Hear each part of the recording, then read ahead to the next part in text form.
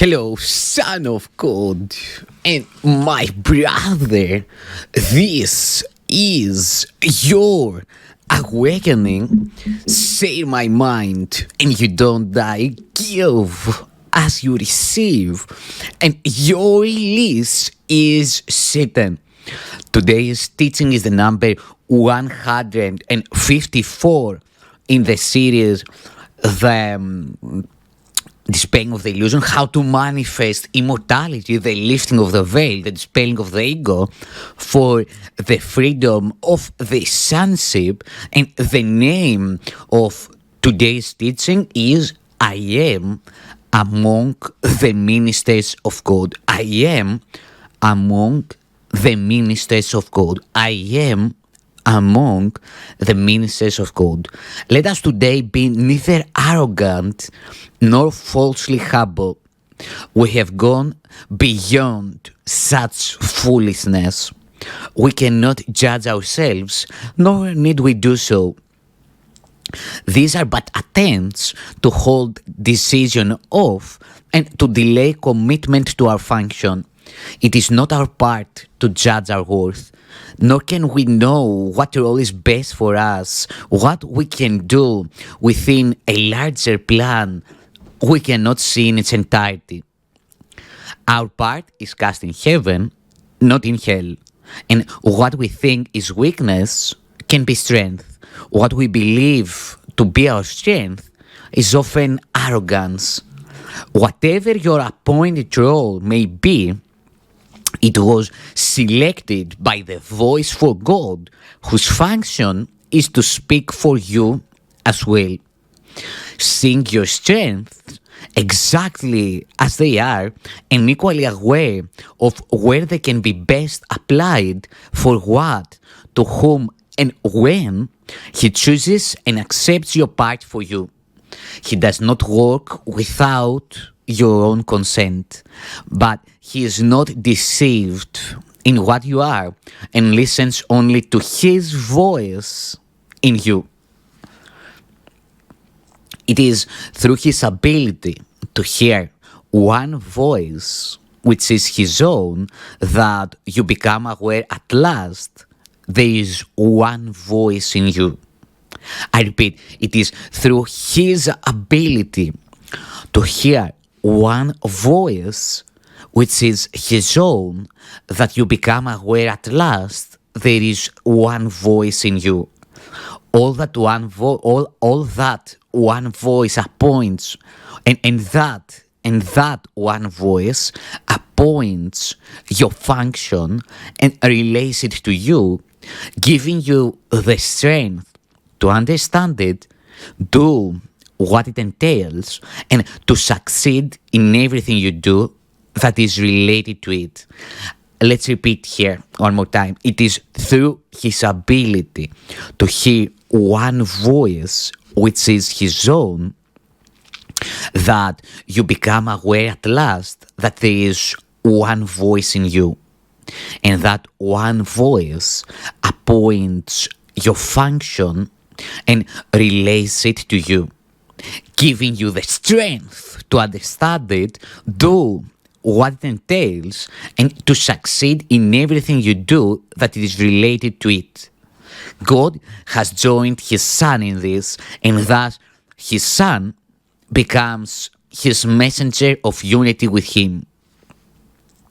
It is this joining through the voice for God of Father and of Son that sets apart salvation from the world.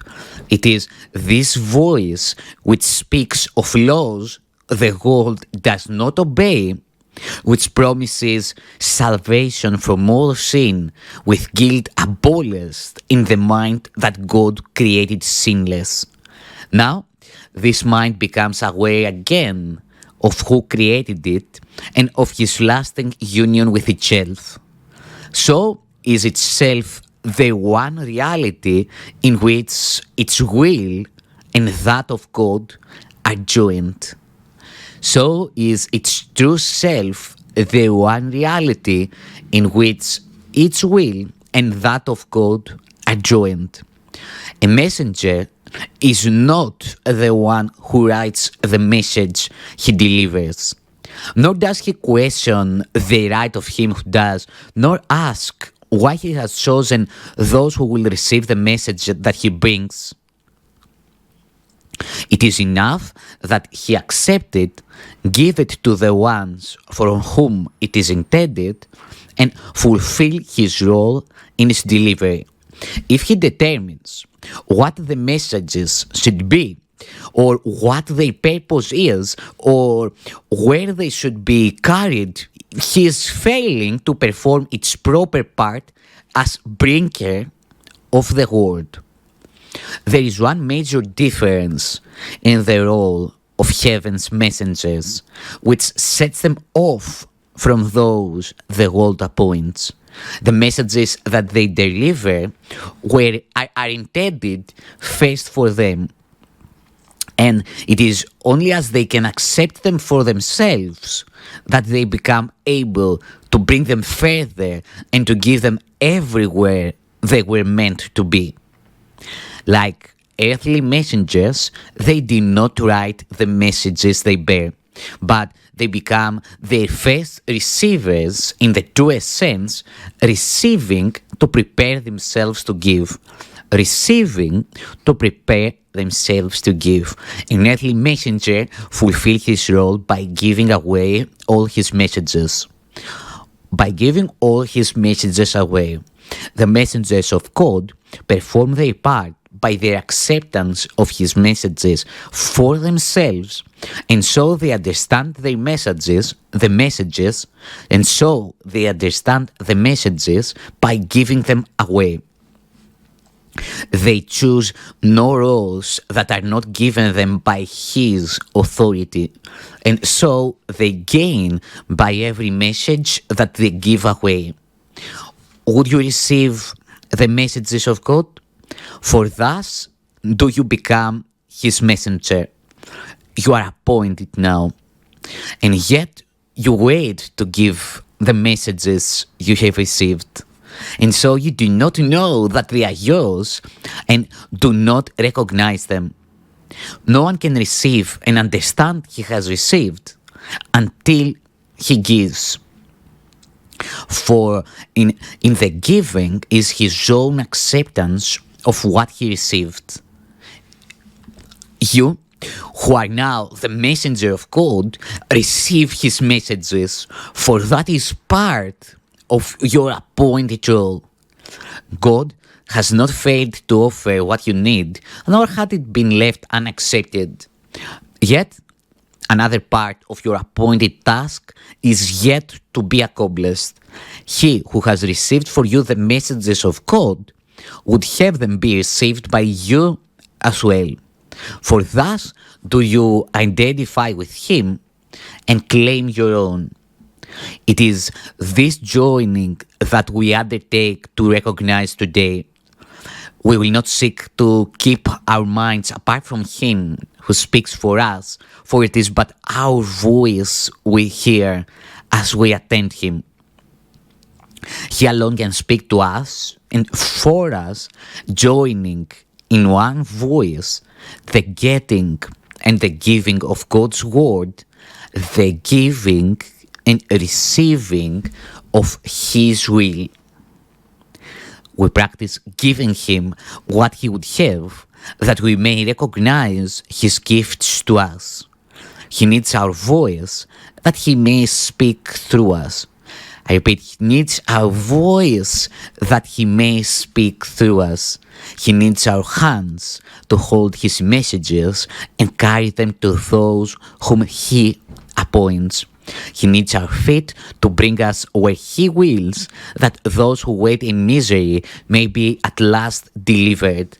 And he needs our will united with his own, that we may be the true receivers of the gifts he gives. Let us but learn this lesson today. We will not recognize what we receive until we give it. You have heard this said 100 ways, 100 times, and yet belief is lacking still. But this is true. Until belief is given it, you will receive 1,000 miracles and then receive 1,000 more, but will not know that God Himself has left no gift beyond what you already have, nor has denied the tiniest of blessings to His Son. What can this mean to you until you have identified with Him and with His own? Our lesson for today is stated thus: I'm among the ministers of God, and I'm grateful that I have the means to which I recognize that I am free. Let's give one more time. Let's practice 2 more times these thoughts. I'm among the minister of God, the ministers of God. I'm among the ministers of God. I'm among the ministers of God, and I'm grateful that I have the means by which to recognize that I'm free. And I'm grateful that I have the means by which to recognize that I am free. The world recedes as we light up our minds and realize these holy words are true. They are the message sent to us today from our Creator. Now we demonstrate how they have changed our minds about ourselves and what our function is.